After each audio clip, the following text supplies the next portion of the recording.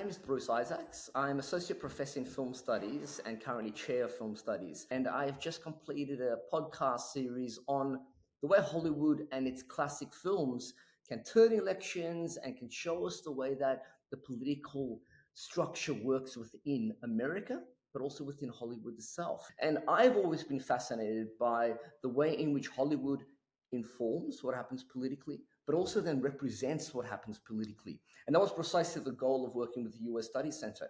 Could we understand what was going on in the presidential race itself by looking at the films that fictionalized it for us and dramatized it for us? And I think there's so much to get from it. So, for example, a film like Mr. Smith Goes to Washington is all about the innocent idealist, the optimist who comes into the American Senate and discovers that it's entirely corrupt.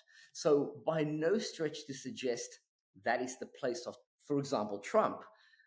But when Trump first appeared in around 2014 and started his run into the primary, he professed to be the innocent figure who was going to fix the swamp of Congress. That was exactly what he said.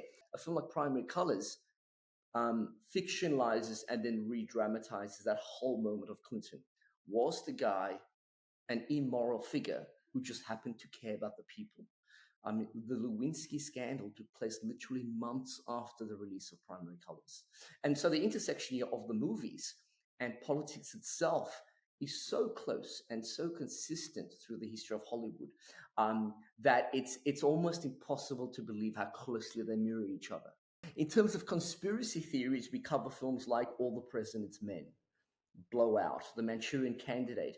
And I think what they show us is that whether you like it or not, the American presidency and that political machine is so much about what do you and I believe, right?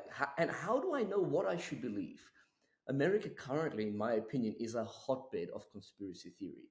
Conspiracies exist on the right and on the left about Harris and about Trump.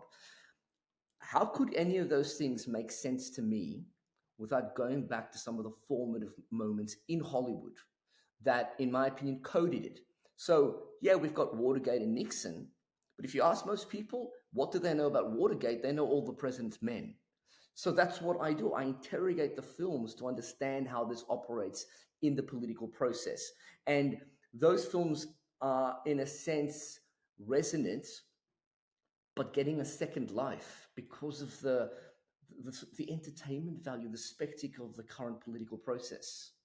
One of the traditions I most love and cherish is this satirical impulse when it comes to looking at the American president and the American political process, because there's a lot to laugh at, right? There's a lot to kind of think is extremely comical. I think this idea of using humor is just so deep-seated in Hollywood to try to understand what's happening in the real world.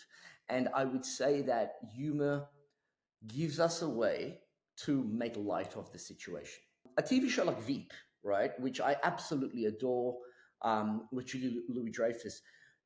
Veep is about satirizing the political process, and yet it's also, in another sense, a scathing comedy. It's extremely funny, and you come out of it maybe feeling a bit more cynical, but there's a reassurance here that you can laugh at it.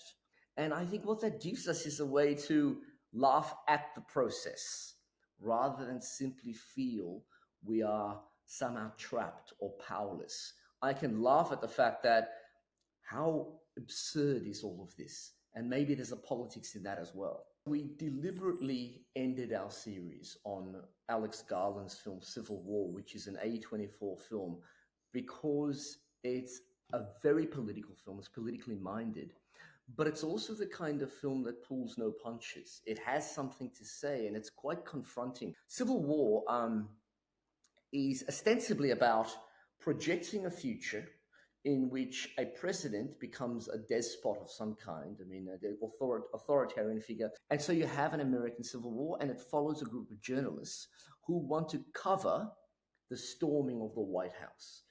I would say that it's a cautionary tale. I see Civil War as a film that attempts to say, is this conceivable in the American moments, in the American milieu, either with Harris or with Trump? If we consider January 6th and the storming of the Capitol, if we consider that election and the 2016 election, if we consider the current discourse around Trump and Kamala Harris and the level of polarization, is it conceivable to say at some point in the future we have such a rift in the country that we are talking about secession? I think that American democracy is incredibly resilient. It's the backbone of everything they stand for. This idea of truth and the freedom to be who you are, which means to have a vote. However, the film, in my opinion, has to be seen by everybody because it's the provocation that's important to us as spectators. Right? Hollywood doesn't only have to kind of do its due diligence and show us what exists. It should imagine an alternative. And I think what Garland does so brilliantly is he gives us Civil War to kind of jolt you. And anyone who watches that movie, you will come out jolted by the experience of watching it. And hey, I'm a film studies person, so for me, that means that is healthy.